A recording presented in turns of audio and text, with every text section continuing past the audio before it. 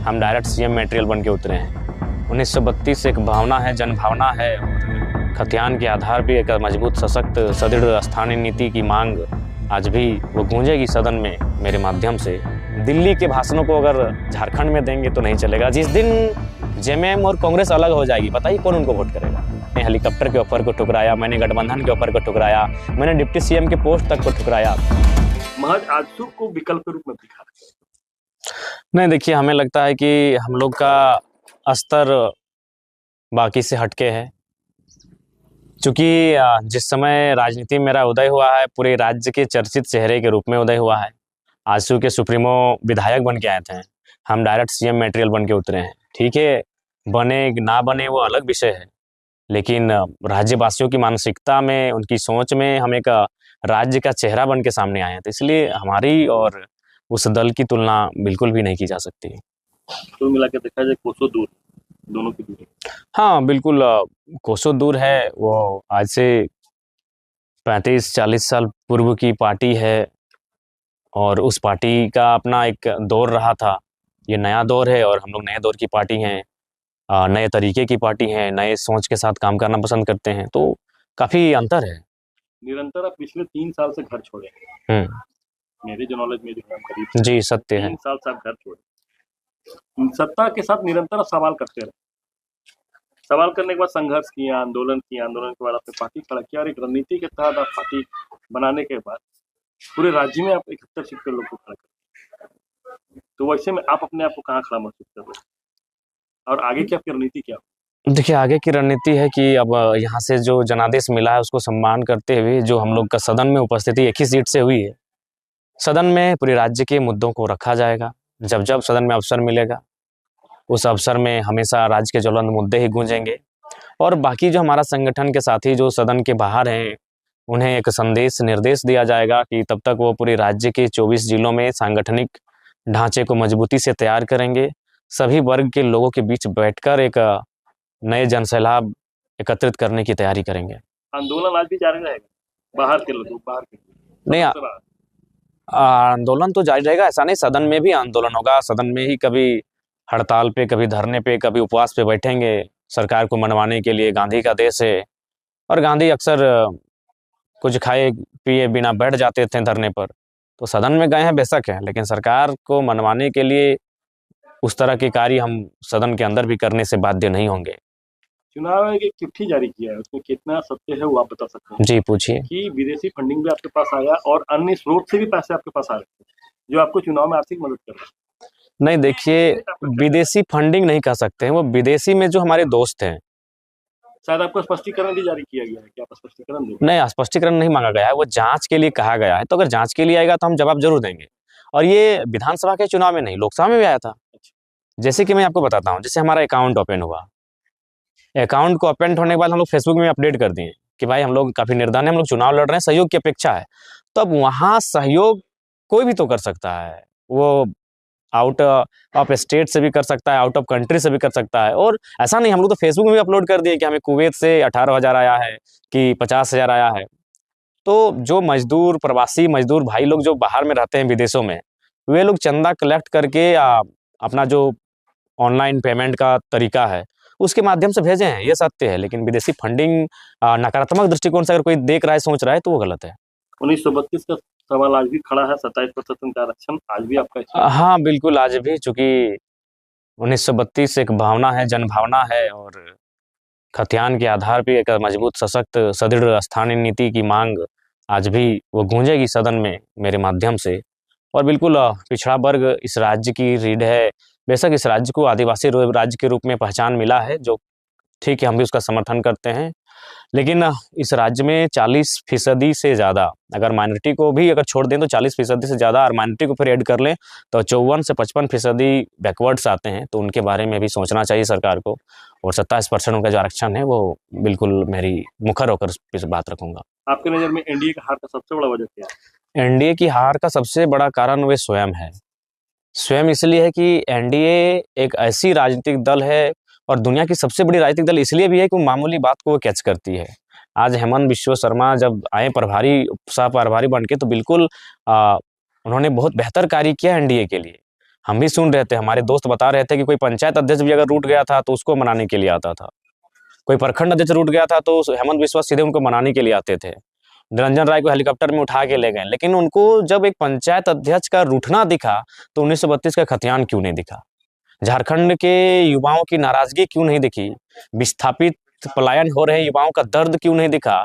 सरना धर्म कोड की मांग क्यों नहीं दिखी? कुर्मियों का रेल टेका आंदोलन क्यों नहीं दिखा? यहाँ उन्होंने या तो नजरअंदाज कर गए, या तो उन्हें लगा कि हिंदुइज्म का कार्ड को यहाँ भी खेल जाएंगे। तो एनडीए को जानना चाहिए कि झारखंड एक कल्चरल स्टेट है, ये रिलीजियस स्टेट नहीं है।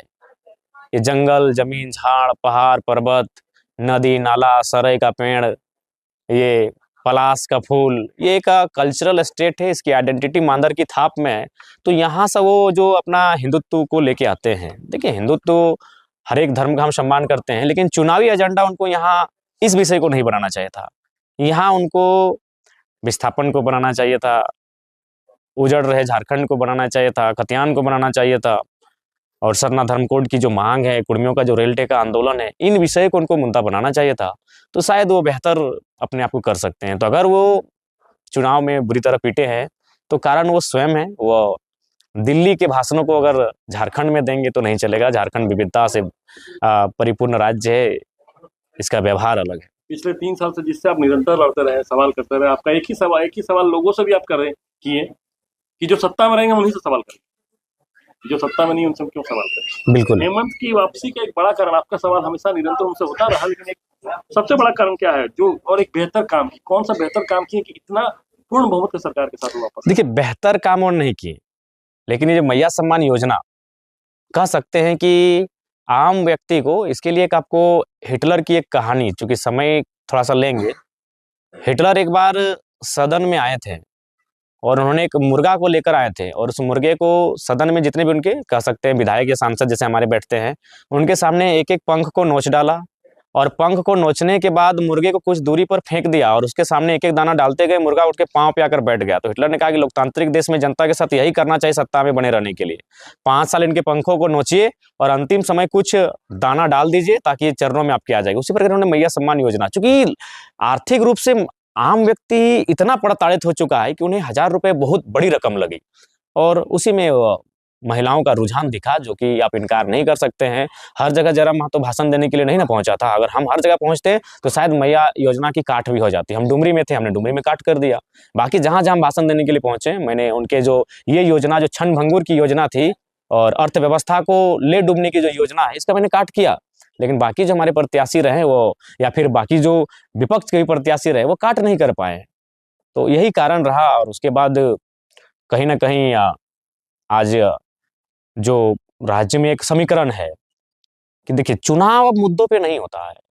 कोई भी चुनाव, नेशनल का चुनाव रहे या स्टेट लेवल चुनाव है, अब एक चुनाव का मुद्दा होता है कि जो एनडीए है, एनडीए की ओपोनेंट एक जोरदार विचार आइडियोलॉजी है। एक एनडीए की आइडियोलॉजी है और एनडीए के जस्ट एक अपोजिट आइडियोलॉजी है। उसी के आधार पर ये चुनाव होता है। तो लिहाजा एक समीकरण है झारखंड में, एनडीए के ओपोनेंट में एक समीकरण है जो बहुत बड़ा माने वोट बैंक है। तो विकास और उन्नति वहां मायने नहीं है, और मुद्दा मायने नहीं है, बस कि एनडीए को डिफीट कैसे होगा। तो ये भी एक चीज होता है। और एनडीए वालों को भी खामियां यही रही कि भाई आप मुद्दों पे बात नहीं करते हैं, मुद्दों को इग्नोर करते हैं। आपको लगता है कि हर जगह रिलीजियस इश्यूज को घुसा के चुनाव जीत जाएंगे। जो यही कारण रहा कि अब चुनाव पोलराइजेशन पे आधार पे होता है, चुनाव इक्वेशन के आधार पे होता है, चुनाव अब डेवलपमेंट के नाम पे नहीं हो रहा है।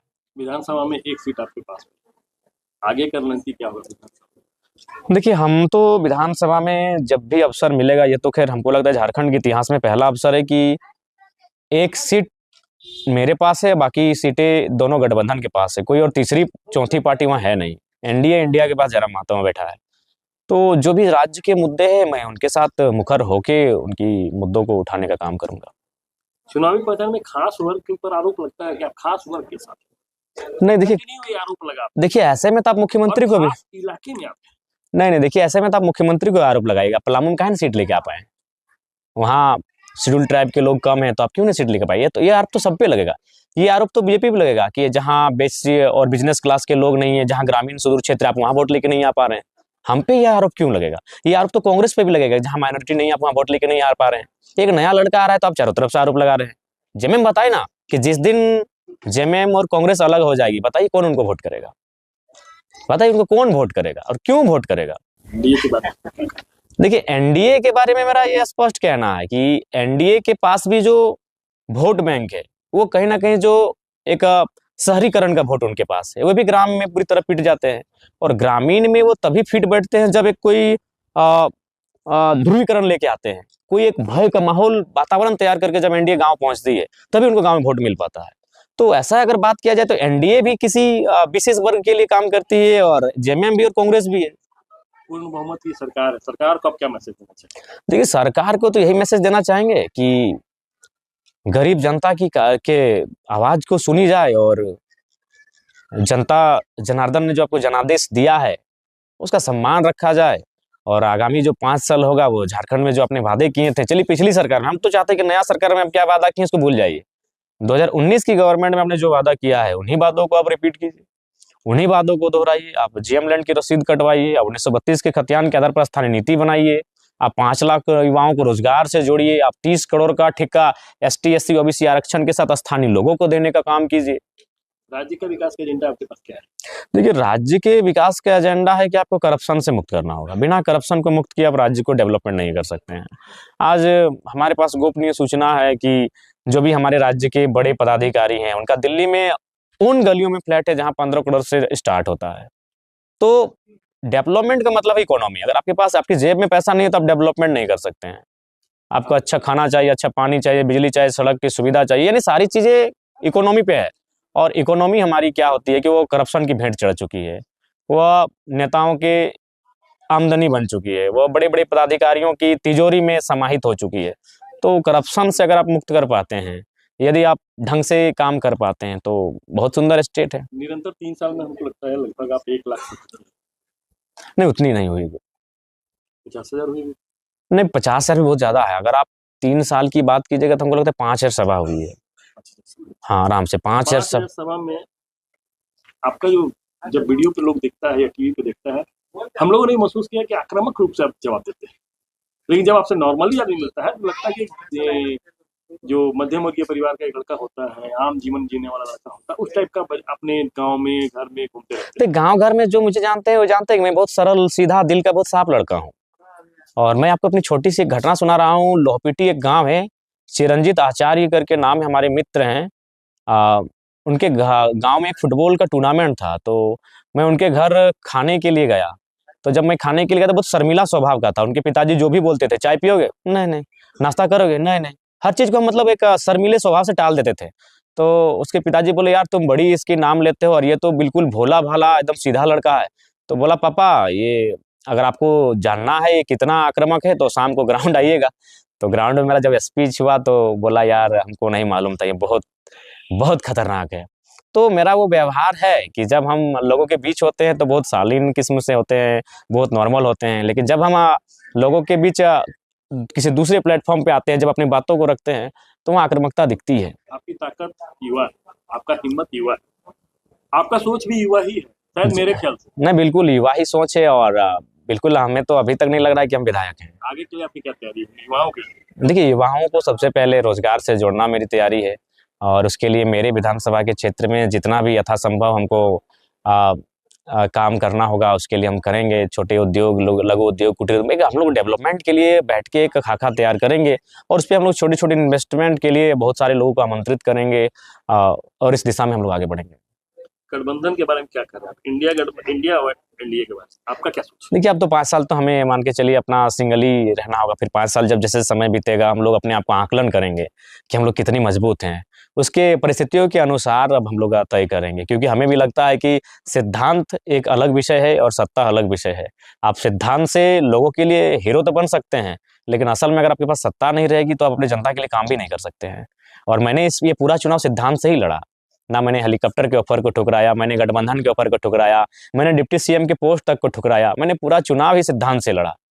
लेकिन अब ये जब समय बढ़ेगा तब मुझे आभास होगा, क्योंकि अभी भी मैं एग्जैक्ट नहीं बोल पाऊंगा कि सिद्धांत इंपॉर्टेंट है कि सत्ता इंपॉर्टेंट है। जब 2 साल 2.5 साल बीतेगा, उस समय जब मेरा आप इंटरव्यू लेंगे, तब मैं आपको अपना स्पष्टीकरण दे पाऊंगा कि इंपॉर्टेंट सिद्धांत है कि सत्ता है। अगर व्यक्तिगत मेरी मानी जाए तो सिद्धांत बहुत इंपॉर्टेंट है, लेकिन अगर जनता की मानी जाए तो सत्ता बहुत इंपॉर्टेंट है। आप सब अपने निजी सिद्धांत से, जयराम महतो अपनी आइडियोलॉजी से जनता का भला नहीं कर सकता है। जनता का भला करने के लिए उसके अपनी आइडियोलॉजी के साथ साथ कभी कभी कंप्रोमाइज करके आपको सत्ता में आना होगा। आपने कहा था विभिन्न भाषणों में हम आपके सुने हैं, और हमेशा आपके जो भी सभा हुआ है, हम तो बहुत करीब से 3-4 सभाओं में ही जा पाए, और पूरे भाषण को पूरा आपका हम सुने। आप जब निकल गए तब हम वहां सुनाते हैं। आपने कहा कि मेरा जो विधानसभा का विशेष हो, उस विशेष में क्या विशेष है? जैसे अभी आपके पास अपना विधानसभा डुमरी, उस डुमरी में विशेष क्या है? देखिए, सबसे विशेष, चूंकि मेरा मानना है, जो आपने कहा कि डेवलपमेंट, और मैंने आपको कहा इकोनॉमी, मैंने आपको कहा पैसा, क्योंकि आज के दौर में पैसा सब कुछ है, क्योंकि आप किसी भी काम को बिना पैसा के कर नहीं पाएंगे। तो उसमें विशेष क्या होगा? पैसा यानी प्रॉपर्टी, पैसा यानी संपत्ति। और आज बिल गेट्स, दुनिया के सबसे धनी आदमी, जब हम लोग पढ़ते थे, आज तो एलन मस्क आ गए हैं, उन्होंने अपने माइक्रोसॉफ्ट के शेयर को बेचकर 1000 वर्ग किलोमीटर जमीन खरीदा है, जो धनबाद जिला का आधा, यानी आधा धनबाद जिला उन्होंने जमीन खरीदा है। तो इसका मतलब है कि बिल गेट्स ने दुनिया को संदेश दिया है कि सबसे बड़ी पूंजी आपका जमीन का टुकड़ा है। तो उस दिशा में जयराम महतो एक बहुत बड़ा क्रांतिकारी पहल करने जा रहा है अपने विधानसभा के माध्यम से। मेरा जिला है धनबाद, जहां मेरा पैतृक आवास है, लेकिन मैंने जो चुनाव जीता है वो गिरिडीह और बोकारो में आता है। गिरिडीह में आते हैं डुमरी, और बोकारो में नावाडी और चंद्रपुरा। और मैं पूरे ऑन कैमरा और एक राज्य के सम्मानित पत्रकार दीपक कुमार पांडे जी के सामने ये स्टेटमेंट दे रहा हूं कि मैं धनबाद जिला का हूं, मैं बोकारो और गिरिडीह में 1 इंच जमीन खरीदने नहीं जा रहा हूं। क्योंकि मेरा मानना है कि आज गरीबी के कारण नेताओं की अमीरी है, मेरा मानना है गरीबी के कारण कॉर्पोरेट्स की गंदे तरीके से कमाई है, और मेरा मानना है गरीबी के कारण ब्यूरोक्रेट्स की लालची है। ऐसा तो नहीं कि हम धनबाद और बोकारो नहीं लेंगे, उसका जाके हम रांची में ले लेंगे? नहीं, वहाँ मतलब उदाहरण वही है, धनबाद के बाहर नाम से कहीं भी जमीन नहीं, बिल्कुल अपने नाम से अपने जिला के बाहर हम कहीं जमीन नहीं लेंगे, जो लेंगे अपने जिले में, धनबाद नहीं। और हाँ, और एक नियमित, ऐसा नहीं कि हम कहीं 50 एकड़ ले लिए। अगर कहीं मान के चलिए धनबाद की किसी कोने में लगा 2 डिसमिल का, कोई अगर ऐसा हुआ 2 डिसमिल, 5 डिसमिल, 10 डिसमिल, तो सोचा जाएगा। लेकिन आप कहेंगे कि 50 एकड़ 100 एकड़ एक साम्राज्य, तो आपको स्टेटमेंट देते हैं, नहीं लेंगे। एक लास्ट सवाल, और